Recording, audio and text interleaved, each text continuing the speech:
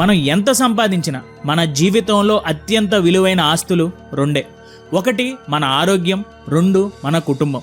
కానీ దురదృష్టవశాత్తు ఒక్కసారి హెల్త్ పాడైతే మనం ఏళ్ల తరబడి కష్టం దాచుకున్న సేవింగ్స్ అన్నీ కూడా హాస్పిటల్ బిల్లుల రూపంలో ఆవిరైపోతాయి. అందుకే ప్రతి ఫైనాన్షియల్ ప్లాన్లో ఖచ్చితంగా ఉండాల్సింది హెల్త్ ఇన్సూరెన్స్.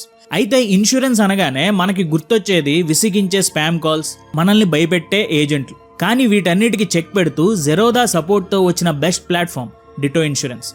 నాకు డిట్టోలో బాగా నచ్చిన 2 విషయాలు ఏంటంటే, ముందుగా నో స్పామ్ కాల్స్. ఎంక్వైరీ కోసం ఒకసారి కాల్ చేశాను, కానీ నాకు ఇప్పుడు దాకా స్పామ్ కాల్స్ అయితే రాలేదు. రెండోది నో ఫోర్స్ సెల్లింగ్. ఈ పాలసీనే తీసుకోండి అని ఫోర్స్ చేయరు ఎవరు, మనల్ని భయపెట్టి ఏది అమ్మరు. కమిషన్ కోసం కాకుండా నిజంగా మీకు ఏది అవసరం అదే సజెస్ట్ చేస్తారు. క్లెయిమ్ వచ్చే సమయంలో కూడా మీకు తోడుగా ఉంటారు. మీ ఎంటైర్ జర్నీలో వీళ్ళు తోడుగా ఉంటారు. డిస్క్రిప్షన్లో దానికి సంబంధించిన లింక్ ఉంది. ఇప్పుడే ఫ్రీ కన్సల్టేషన్ కాల్ బుక్ చేసుకోండి. అయితే మీరు ఇన్సూరెన్స్ ఎక్కడ తీసుకున్నా సరే, ఏది తీసుకున్నా సరే, తీసుకునే ముందు ఈ 3 పాయింట్స్ ఖచ్చితంగా చెక్ చేసుకోండి. దీనికోసం నేను ఒక చెక్ లిస్ట్ కూడా ఇస్తున్నా, దానికి సంబంధించిన స్క్రీన్ షాట్ కూడా తీసుకోండి. ముందుగా no copay and room rent limits.